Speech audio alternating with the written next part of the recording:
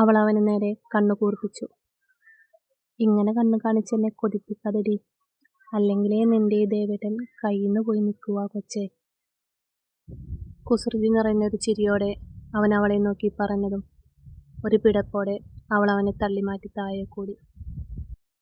അവൾ പോയ വഴിയെ നോക്കി ഒരു ചിരിയോടെ അവൻ നിന്നു.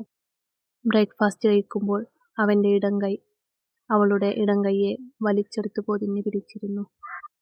ഓഫീസിൽ പോവാൻ നേരം ഓരോന്ന് പറഞ്ഞ് ചുറ്റിപ്പറ്റി നിൽക്കുന്നവനെ കണ്ടതും അവളൊരു ചിരിയോടെ സെറ്റിയിൽ ഇരിക്കുകയായിരുന്ന അമ്മയോട് ചേർന്നിരുന്നു. അത് കണ്ടതും അവൻ അവളെ നോക്കി കണ്ണു കൂർപ്പിച്ചു. അവരും കണ്ടിരുന്നു രണ്ടുപേരുടെയും ഒളിച്ചുകളി. ഉള്ളിലൊളിപ്പിച്ചൊരു സന്തോഷത്തോടെയും ചിരിയോടെയും അവരവിടെ നിന്നും എഴുന്നേറ്റ് പുറത്തേക്ക് നടന്നു. അമ്മ എണീറ്റതും അവർക്കരികിൽ പതിഞ്ഞിരുന്നവളൊന്ന് പതറി. പതിവ് കള്ളച്ചിരിയോടെ തെനിക്കരികിലേക്ക് അടുക്കുന്നവനെ കണ്ടതും അവൾ ചാടിയെണീറ്റ് അവർക്ക് പിറകെ ഓടാൻ നിന്നതും അവളുടെ കയ്യിൽ പിടിച്ച് ശക്തമായൊരു വലിയിൽ അവളെ അവൻ്റെ നെഞ്ചോട് ചേർത്തിരുന്നു. അവൻ്റെ ദൃഢമായ കൈകൾ അവളുടെ ഇടുപ്പിലൂടെ ചുറ്റിവരിഞ്ഞു.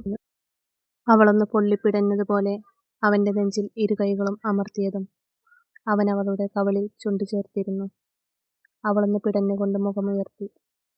അതേ നിമിഷം ആ തുടുത്ത അധരങ്ങളിൽ അവൻ അത്രയും പ്രണയത്തോടെ അമർത്തി ചുംബിച്ചുകൊണ്ടവൻ അവളിൽ നിന്നും അടർന്നു മാറിയിരുന്നു. ഇരു കണ്ണുകളും ഇറുകെ അടച്ചു നിൽക്കുന്നവളെ അവനൊരു കള്ളച്ചിരിയോടെ നോക്കി. അടുത്തുനിന്നും അവൻ്റെ സാമീപ്യം മാറിയതും അവൾ പതിയെ കൺതുറന്നു നോക്കിയതും കണ്ടു. അത്രയും ഭംഗിയുള്ളൊരു ചിരിയോടെ തന്നെ നോക്കി നിൽക്കുന്നവനെ.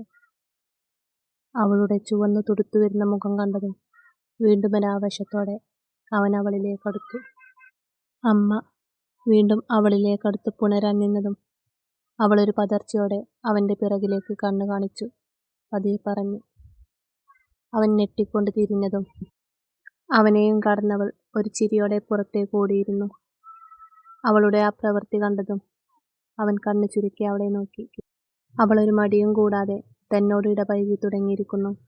ഇന്ന് വരെ തോന്നാത്തൊരു വികാരം തന്നെ മൂടുന്നത് അവൻ അറിഞ്ഞു. പുറത്തു വന്നതും വീണ്ടും അമ്മയോടൊട്ടിയിരിക്കുന്നവളെ കണ്ടതും അവൻ കണ്ണു കൂർപ്പിച്ച് അവളെ നോക്കി. അത് കണ്ടതും അവൾ പതിയെ അവരുടെ പിറകിലേക്കായി മുഖമൊളിപ്പിച്ചു. ഉള്ളിലൊളിപ്പിച്ചൊരു ചിരിയോടെ അവരോട് യാത്ര പറഞ്ഞുകൊണ്ടവൻ കാറിലേക്ക് കയറി. ലച്ചു, ഇതൊന്ന് റൂമിലേക്ക് വെച്ചേ. കാറിൽ നിന്നൊരു പേപ്പർ എടുത്തു മടക്കിയവൻ അവളുടെ നേർക്ക് നീട്ടി.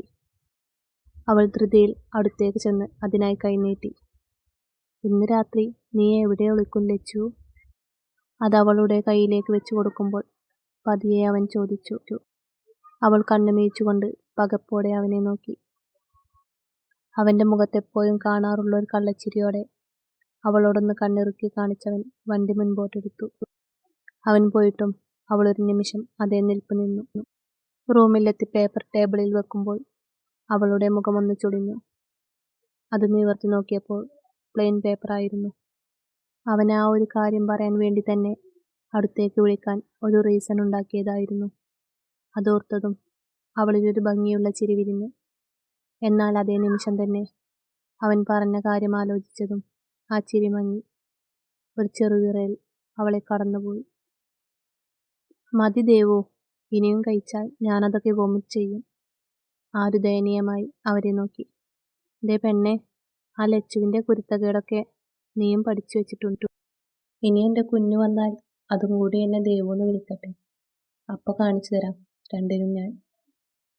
അവരവളെ നോക്കി കണ്ണുരുട്ടിക്കൊണ്ട് അവളുടെ കുഞ്ഞു വയറിൽ സ്നേഹത്തോടെ തലോടി. അവളൊരു ചിരിയോടെ അവരെ നോക്കി.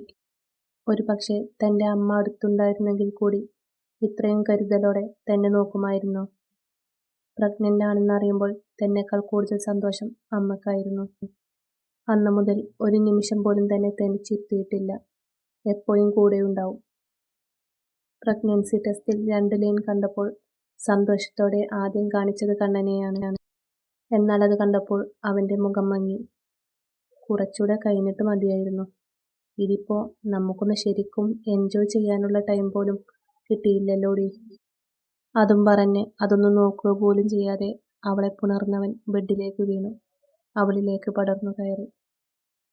ആദ്യം മനസ്സൊന്നു നൊന്തെങ്കിലും തന്നോടുള്ള സ്നേഹം കൊണ്ടാണ് അവനങ്ങനെ പറഞ്ഞത് എന്നോർത്തതും അവളിലൊരു ചിരി വിടർന്നു. അപ്പുറത്തു നിന്നും കവിത വരുന്നത് കണ്ടതും അവൾ അവരുടെ കയ്യിലേക്ക് നോക്കി. എന്തോ പൊതിയുണ്ട്, തനിക്കുള്ളതാവും. ബാലച്ചൻ വൈകുന്നേരം വരുമ്പോൾ എന്തെങ്കിലും കൊണ്ടുവരും. ഒരു മിഠായിയെങ്കിലും ഇല്ലാതെ വരില്ല. കവിതയെ കവിയമ്മയെന്നും ബാലചന്ദ്രനെ ബാലച്ചൻ എന്നുമാണ് ആര് വിളിക്കാറുള്ളത്. തനിക്കിവിടെ രണ്ടച്ഛനും രണ്ടമ്മയുമാണ്. കവിത കൊണ്ടുവന്ന പരിപ്പുവടയും കഴിച്ചുകൊണ്ടിരിക്കുമ്പോഴാണ് കണ്ണൻ വരുന്നത്. എവിടെയായിരുന്നു കണ്ണ ഇതുവരെ? സമയം 7 കഴിഞ്ഞു. 5 മണിക്ക് വീട്ടിലെത്തിയിരുന്നവനാ. ദേവിക അവനെ നോക്കി. പിന്നെ കറക്റ്റ് ടൈമിൽ വീട്ടിലെത്താൻ ഞാനെന്താ ചെറിയ കുട്ടിയാണോ അമ്മേ? അവനവരെ കുഞ്ഞൊരു ദേഷ്യത്തോടെ നോക്കി അകത്തേക്ക് പോയി. അത് കേട്ടതും ആരുവിന്റെ മുഖം വാടി. ആരു! അകത്തു നിന്നും അവന്റെ വിളി കേട്ടതും അവരെ ഒന്ന് നോക്കി അവൾ അകത്തേക്ക് നടന്നു. അവൻ എന്തൊക്കെയോ മാറ്റമുണ്ട് കവിതേ, കുറേയായി ഞാൻ ശ്രദ്ധിക്കുന്നു.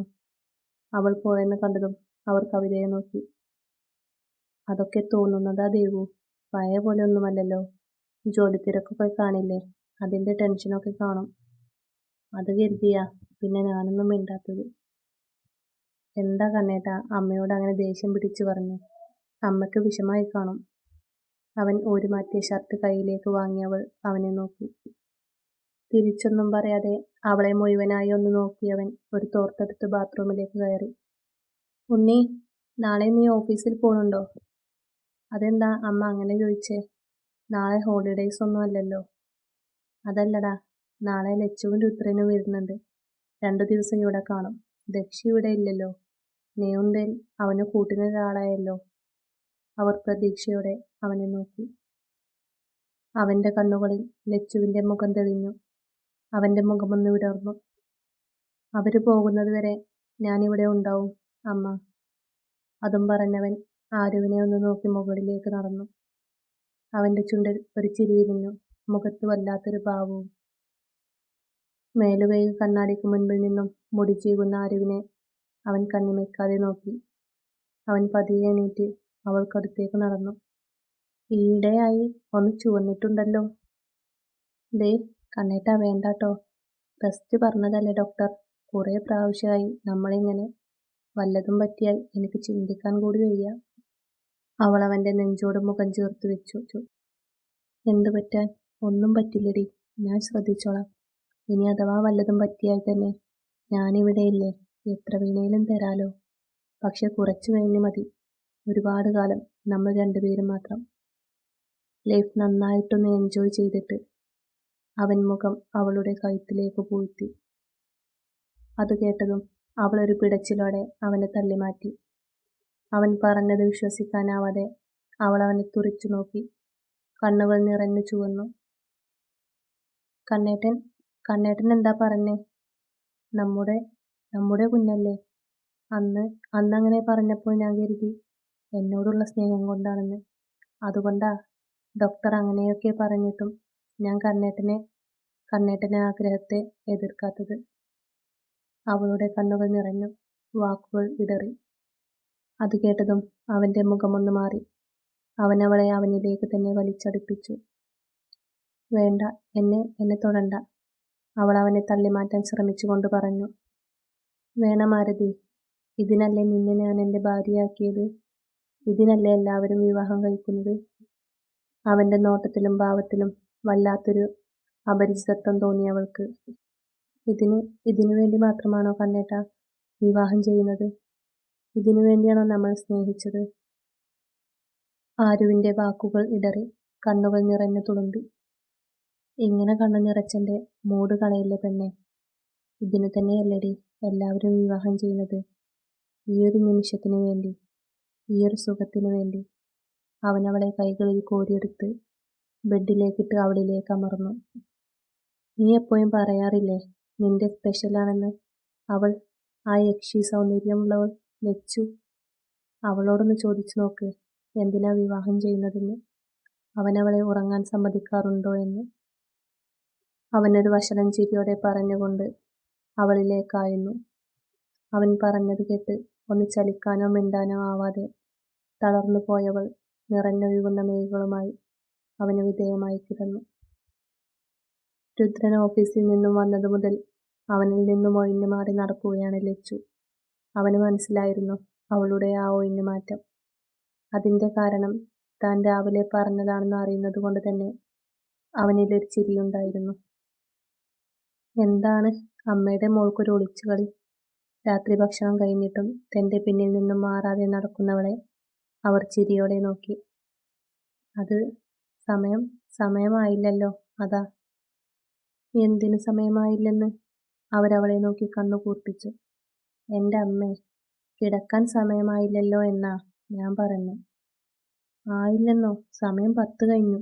പോയി കിടന്നേ പെണ്ണേ, അവരൊരു ചിരിയോടെ പറഞ്ഞുകൊണ്ട് അവളെ ഇടം കണ്ണിട്ട് നോക്കി. അത് കേട്ടിട്ടും കേൾക്കാത്ത ഭാവത്തിൽ അവൾ മുഖം വീർപ്പിച്ചു നിന്നു. ലച്ചു! മുകളിൽ നിന്നും രുദ്രന്റെ വിളി കേട്ടതും അവളൊരു പതർച്ചയോടെ അവരെ നോക്കി. ചെല്ല്, അവനെന്തെങ്കിലും ആവശ്യത്തിന് വിളിച്ചതാവും. ഞാൻ അച്ഛനീ വെള്ളം കൊടുക്കട്ടെ. ഒരു നിമിഷം അങ്ങനെ നിന്നവൾ പതിയെ മുകളിലേക്ക് നടന്നു. റൂമിന് മുൻപിലെത്തിയതും അവളൊന്ന് നിന്നു. മാറിൽ കൈകൾ പിണച്ചു കെട്ടി ഒരു ചിരിയോടെ വാതിൽ പടിയിൽ ചാരി തന്നെയും നോക്കി നിൽക്കുന്നവൻ